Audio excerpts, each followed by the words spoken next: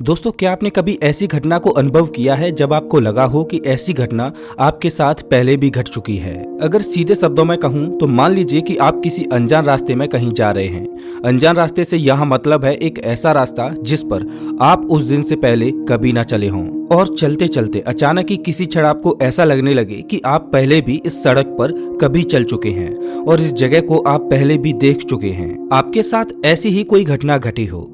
अब जरूरी नहीं है कि ये केवल सड़क या किसी विशेष स्थान पर ही लागू हो, ये किसी भी सिचुएशन में आपको फील हो सकता है। हो सकता है कि आप किसी फ्रेंड सर्कल में बैठे हों और वहाँ किसी बात को लेकर चर्चा चल रही हो और आपको लगा होगा कि ऐसा पहले भी कभी हो चुका है, लेकिन आप ये बिल्कुल भी नहीं जानते कि ऐसा कब और कैसे हुआ। अब मैं आपसे पूछता हूँ कि क्या आपने कभी ऐसा महसूस किया है? आप में से ज्यादातर लोगों का जवाब होगा हाँ, हमें ये कई बार महसूस हुआ है।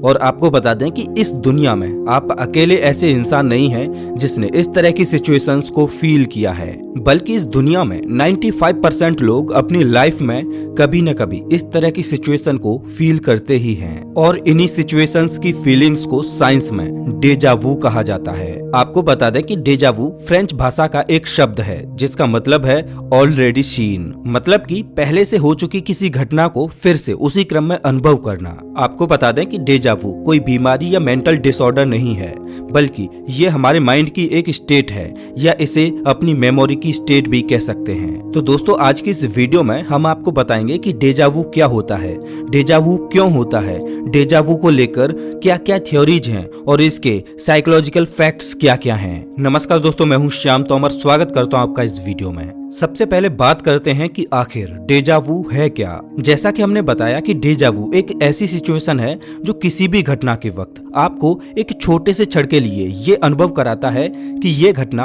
आपके साथ पहले भी घट चुकी है। लेकिन जब तक आप डेजा वू सिचुएशन को समझने की कोशिश करते हैं तब तक आपकी वो फीलिंग खत्म हो जाती है और आप वर्तमान में वापस आ जाते हैं। वैसे तो डेजा वू पर बहुत सी थ्योरीज हैं, कुछ स्पिरिचुअलिटी, कुछ पैरेलल यूनिवर्स, तो कुछ कॉन्शियस और सबकॉन्शियस से रिलेटेड थ्योरीज हैं। लेकिन प्रैक्टिकली डेजा वू के बारे में स्पष्ट तौर पर कुछ भी नहीं कहा जा सकता कि डेजा वू आखिर क्यों होता है। डेजा वू पर साइंस के लिए प्रैक्टिकल करना अभी के लिए लगभग असंभव है, क्योंकि डेजा वू किसी भी इंसान को बहुत छोटे से समय पीरियड के लिए होता है। बहुत छोटा मतलब केवल कुछ सेकेंड्स के लिए, और इसमें यह भी पता नहीं होता कि किसी इंसान को कब डेजा वू फील होगा।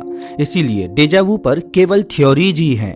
प्रैक्टिकली डेजा वू कैसे काम करता है ये कोई नहीं जानता। अब चलिए बात करते हैं उन थ्योरीज की जिनमें बताया गया है कि डेजा वू कैसे काम करता है। अब जो लोग पुनर्जन्म में विश्वास रखते हैं उनका मानना है कि किसी भी इंसान की मृत्यु के बाद उसका पुनर्जन्म होता है और उस अगले जन्म में उसके पिछले जन्म की वो यादें रहती हैं जिन्हें वो मरते समय फील करता है, या कुछ वैसी भी यादें स्टोर्ड रहती हैं जिन्हें उसने पिछले जन्म में बहुत गहराई से जिया हो। और अगले जन्म में जब फिर से ऐसी कोई सिचुएशन आती है जिससे वो पिछले जन्म में भी गुजर चुका है, तो इस जन्म में उसका सबकॉन्शियस माइंड कुछ देर के लिए वैसा ही फील करता है जैसा पिछले जन्म में फील हुआ था। अब क्योंकि पिछले जन्म की सारी कॉन्शियस यादें मिट चुकी होती हैं, इसीलिए उस व्यक्ति को बहुत थोड़े से समय के लिए ये महसूस होता है कि ऐसा उसके साथ पहले भी हो चुका है, लेकिन उसे ये समझ नहीं आता कि उसके साथ ऐसा हुआ कब था। खैर, ये थ्योरी केवल उन लोगों के लिए सच हो सकती है जो पुनर्जन्म में विश्वास रखते हैं, लेकिन पुनर्जन्म में विश्वास न रखने वाले लोग इसे नहीं मानते। इसके बाद दूसरी थ्योरी है जो सपनों के आधार पर डेजा वू के होने का कारण बताती है। इस थ्योरी के अनुसार जब कोई इंसान सपने में किसी घटना को देखता है और उसे फील करता है तो ये घटना उसके सबकॉन्शियस माइंड में फीड हो जाती है। मान लीजिए सपने में आप अपनी फैमिली के साथ कहीं घूमने जाते हैं और वहाँ आप कोई आइसक्रीम खाते हैं, तो क्योंकि इस पल को आपने गहराई से जिया इसीलिए ये घटना आपके सबकॉन्शियस माइंड में फीड हो गई। और जैसा कि हम जानते हैं कि सपने देखने के बाद 99% लोग अपना ज्यादातर सपना पूरी तरह से भूल जाते हैं, इसीलिए जब ये घटना हकीकत में घटती है तो कुछ क्षणों के लिए आपका सबकॉन्शियस माइंड उसे रिवाइंड कर देता है। इसीलिए आपको कुछ क्षणों के लिए ऐसा लगता है कि आप ऐसी ही सिचुएशन में आइसक्रीम पहले भी खा चुके हैं। हालांकि इस थ्योरी पर भी परफेक्टली कुछ नहीं कहा जा सकता। इसके अलावा अगली थ्योरी है मेमोरी मिसमैच। इस थ्योरी को समझने के लिए पहले हमें ये समझना पड़ेगा कि आखिर हमारी मेमोरी काम कैसे करती है। दरअसल हमारे माइंड में दो तरह की मेमोरी होती हैं, एक शॉर्ट शॉर्ट टर्म मेमोरी और दूसरी long term memory. Short term memory में कोई भी इंफॉर्मेशन बहुत शॉर्ट टाइम पीरियड के लिए स्टोर होती है और इसमें कोई भी डेटा स्टोर करने के लिए बहुत कम जगह होती है। इसीलिए अगर शॉर्ट टर्म मेमोरी को लॉन्ग टर्म मेमोरी में कन्वर्ट न किया जाए तो शॉर्ट टर्म मेमोरी से डेटा डिलीट हो जाता है। आपने देखा होगा कि किसी चीज को आप एक नजर देखते हो और फिर उसे बार बार न देखो तो आप उस चीज को भूल जाते हो। और दूसरी मेमोरी है लॉन्ग टर्म मेमोरी। इसमें डेटा स्टोर करने के लिए अनलिमिटेड स्पेस होता है और इसमें आपके भूलने की संभावना न के बराबर होती है। अब डेटा को शॉर्ट टर्म मेमोरी से लॉन्ग टर्म मेमोरी में डालने के कुछ प्रोसेस होते हैं, जिनमें से एक है रिवीजन। जब आप किसी चीज को बार बार रिवाइज करते हैं तो वो चीज आसानी से शॉर्ट टर्म मेमोरी से लॉन्ग टर्म मेमोरी में चली जाती है। लेकिन कभी कभी क्या होता है कि कोई इन्फॉर्मेशन माइंड में शॉर्ट टर्म मेमोरी में न जाकर डायरेक्ट ही लॉन्ग टर्म मेमोरी में चली जाती है। इसके बाद जब वो घटना दोबारा आपके साथ घटती है तो वो शॉर्ट टर्म मेमोरी में आ जाती है और इसीलिए हमें ऐसा फील होता है कि शायद ये घटना हमारे साथ पहले भी हो चुकी है।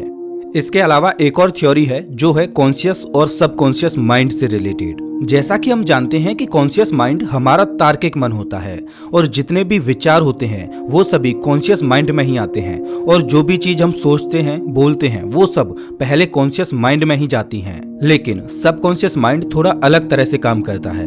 इसमें विचार कॉन्शियस माइंड से फिल्टर होके तब सबकॉन्शियस माइंड में जाते हैं जहां वो स्टोर हो जाते हैं। आपको बता दें कि एक रिसर्च के मुताबिक एक इंसान को पूरे दिन में करीब 60,000 विचार आते हैं। ये सभी विचार कॉन्शियस रूप से दिमाग में चलते रहते हैं। अब क्योंकि इतने सारे विचारों पर कंट्रोल कर पाना बहुत मुश्किल होता है और सभी विचारों पर ध्यान दे पाना भी पॉसिबल नहीं हो पाता, इसीलिए कुछ विचार सबकॉन्शियसली माइंड में चलते चलते स्टोर हो जाते हैं। इसीलिए जब कोई घटना होती है और अगर वो घटना हमारे उस विचार से मैच कर जाए तो उस वक्त भी हमें ऐसा लगता है कि ये घटना पहले भी हो चुकी है। इसके अलावा कभी कभी हम एक ही समय में कई सारी एक्टिविटी कर रहे होते हैं तो उनमें से कुछ एक्टिविटी कॉन्शियस माइंड से फिल्टर होकर सबकॉन्शियस माइंड में स्टोर हो जाती हैं।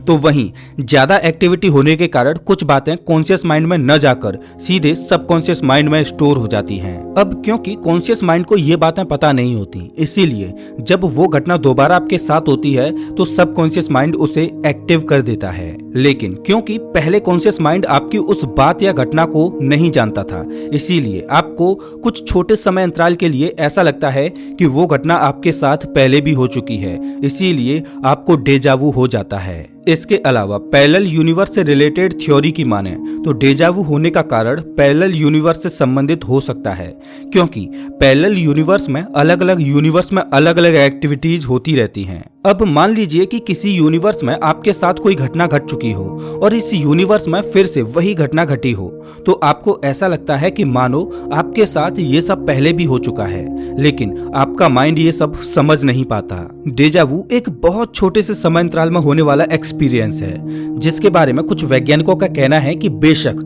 डेजावू स्मॉल टाइम पीरियड के लिए अनुभव होता हो, लेकिन ये हमारी लाइफ का बेहद इंपॉर्टेंट पार्ट है। और जैसा कि अल्बर्ट आइंस्टाइन ने समय के बारे में कहा था कि समय एक इल्यूजन यानी कि एक भ्रम है और समय कभी भी एग्जिस्ट ही नहीं करता। समय तो केवल हम इंसानों को सही क्रम में चलाने के लिए बस एक माध्यम है। अब अगर इस थ्योरी के हिसाब से सोचें तो समय न कभी था और न है और न कभी होगा, इसीलिए घटनाओं का कोई निश्चित क्रम नहीं होता और हम एक साथ पास्ट, प्रेजेंट और फ्यूचर में जीते हैं। इसीलिए जब कोई घटना होती है तो हमें ऐसा लगता है कि ये घटना पहले भी हो चुकी है और हम डेजावू सिचुएशन को एक्सपीरियंस करते हैं। लेकिन डेजावू हमारी लाइफ का इंपॉर्टेंट पार्ट हमें कुछ क्षणों में ही एक्सपीरियंस करा देता है। अब कुछ लोग डेजावू को पैरानॉर्मल एक्टिविटी से जोड़कर भी देखते हैं। उनका मानना है कि डेजावू किसी अन्य सोर्स के द्वारा किया जाता है। हालांकि इस थ्योरी को बहुत कम लोग ही सपोर्ट करते हैं। दोस्तों, डेजावू पर 50 से भी ज्यादा थ्योरीज हैं और हर थ्योरी डेजावू को अलग अलग तरह से एक्सप्लेन करती है। बहरहाल जो भी हो, डेजावू को परफेक्टली एक्सप्लेन करना अभी नामुमकिन है। हो सकता है कि भविष्य में कभी इसे परफेक्टली एक्सप्लेन किया जा सके, लेकिन आज डेजावू दिमाग से जुड़ी उन रहस्यमय घटनाओं में से एक है जिसका परफेक्टली एक्सप्लेनेशन आज तक वैज्ञानिकों के पास भी नहीं है। तो दोस्तों, क्या आपने कभी डेजावू सिचुएशन को फील किया है? हमें कमेंट बॉक्स में जरूर बताएं और इस वीडियो को लाइक जरूर करें ताकि मैं मोटिवेट होकर भविष्य में आपके लिए ऐसे ही वीडियोज और बना सकूं। चैनल को सब्सक्राइब करें, साथ ही बेल आइकॉन दबाएं। मिलता हूं मैं आपसे एक नई वीडियो में, तब तक के लिए नमस्कार।